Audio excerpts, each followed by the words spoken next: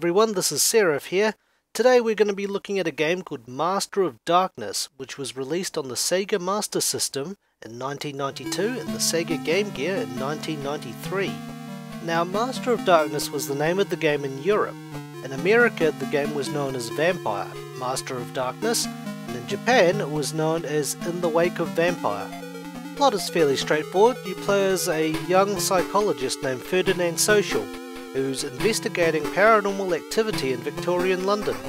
Funny enough, on the night of the full moon, he receives a mysterious message using his Ouija board, telling him that there is a killer on the loose, there's a vampire, and he needs to go to the Thames River, which is of course going to be our starting point in this game. When you start the game, basically you get given a wee introduction as to what's going on in the story. So basically, there's been a string of murders going around in England, and Dr. Social, the guy you're playing as, knows that there's something up, because generally all the bodies have been found the following morning completely drained of blood. And all signs seem to point to the infamous Victorian murderer known as Jack the Ripper. So Social uses his Ouija board to find out what's going on, and heads to the Thames River so he can start his investigation. Now, almost straight away after we start, you notice that this game seems to remind you of another game that happened to have been on the Nintendo Entertainment System, as well as a couple of other platforms at the time. That's right, the game I'm talking about is none other than Castlevania. Yep, it looks like that Master of Darkness takes a lot of its cues from this game. The most obvious one being the placement of the scoreboard, as well as Social's life bar in comparison to Simon's. Now, this is a little different from Castlevania, as Social can have a different variety of melee weapons that he can carry around. On top of that, his secondary weapons, his throwables or his projectile weapons, they happen to already come with bullets, or they have a limited amount of uses with them. You may have noticed in this clip that I've actually broken down a wall in order to get a weapon.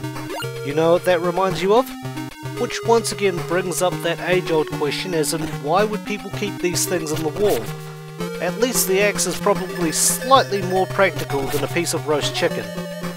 Now, the game has 5 stages, each stage having 3 levels within them, and at the end of the 3rd level there's a boss that you've got to fight in order to get to the next level.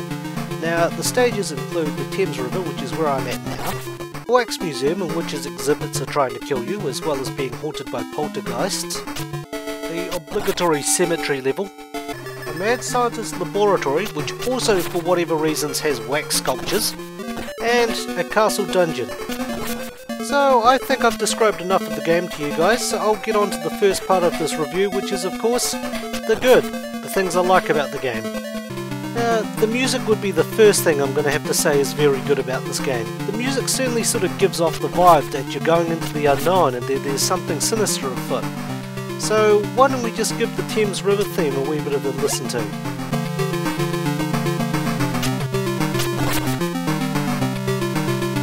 As well as this one, which is from the cemetery level.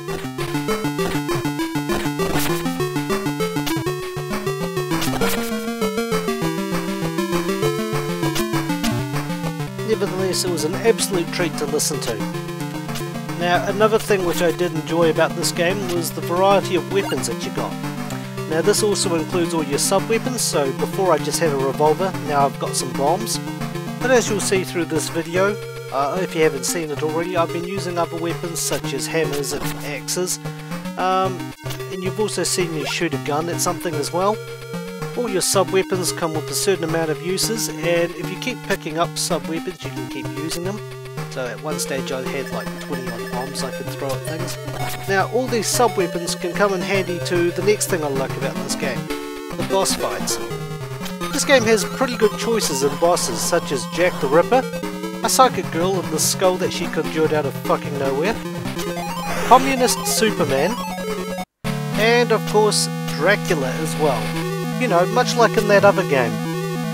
Jokes aside, they had a very interesting cast of bosses, and I actually quite enjoyed fighting each of them and exploiting their patterns in order to beat them. However impressive these boss fights are, it doesn't save the game from the bad, which essentially sums up all the things I don't like about the game.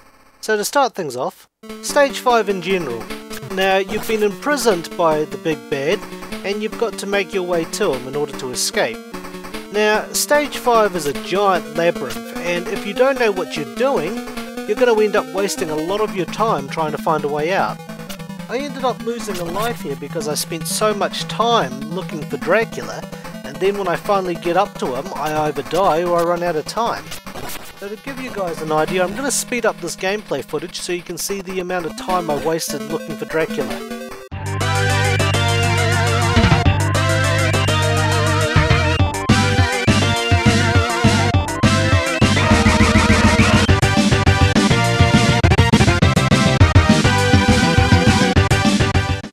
So as you can see, once I get to this point, I only have 82 seconds left on the clock, which as you can see here clearly didn't give me enough time to beat Dracula. On that topic, I did find that fight far too easy. You fight a guy who essentially summons Dracula for whatever intents and purposes, and if you'd been going around this level picking up these spikes, you'll find that they do quite a lot of damage, essentially making this final fight between you and Dracula seem like an absolute joke, really. You'll see in just a moment.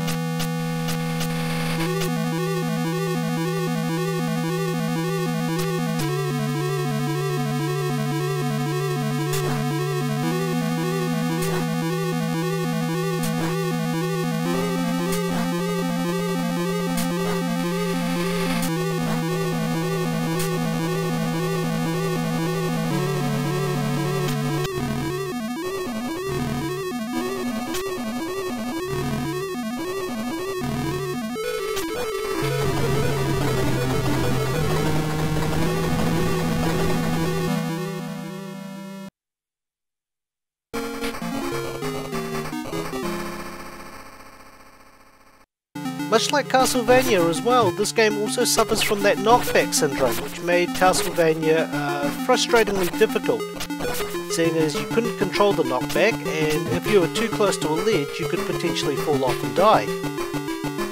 Overall, I found this game far too easy. During my playthrough of it, I only really more or less lost one life, and that was because I ran out of time finding Dracula. Then once I restarted the level and knew exactly where I was going, I was able to beat him with plenty of time left on the clock. Knockback aside, if there was anything they could take from Castlevania, I reckon they should take the difficulty. It would make this game much more challenging and, in my opinion, a lot more satisfying once you've beaten it. So from here we move to the last part of the review. The ugly, in which we go into the least important part of the game, its graphics.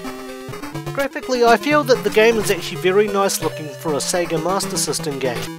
Each of the levels, although taking place in set areas, they have different sort of backdrops to them to make them look unique, such as the Wax Museum stage, in which I'm actually outside on the rooftops, or the Cemetery stage, in which it actually leads you to the top of a clock tower, where you fight the boss on the hands of said clock. And I think that that's quite visually appealing, because it actually shows that you're making progress and that you're actually going somewhere in the game. You can clearly see here in the examples and the sprite work that a lot of attention to detail was put, especially in the main characters, the enemies, and most importantly the backdrop. And given the time gap from when this game was released in comparison to Castlevania, you can also see how far sprite work's actually gone in that period of time. I also feel that this game also has a lot of potential for a sequel, but unfortunately they never really worked on one. This was just a one-off game that they produced for the Master System and the Game Gear. Which is a shame really, because although the game looks and feels like Castlevania, I'm prepared to accept this game as a game in its own rights and merits.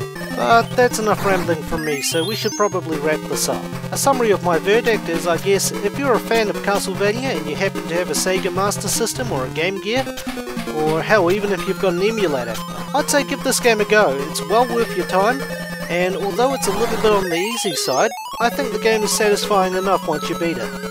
And so, what I will rate this game is, I think I might rate it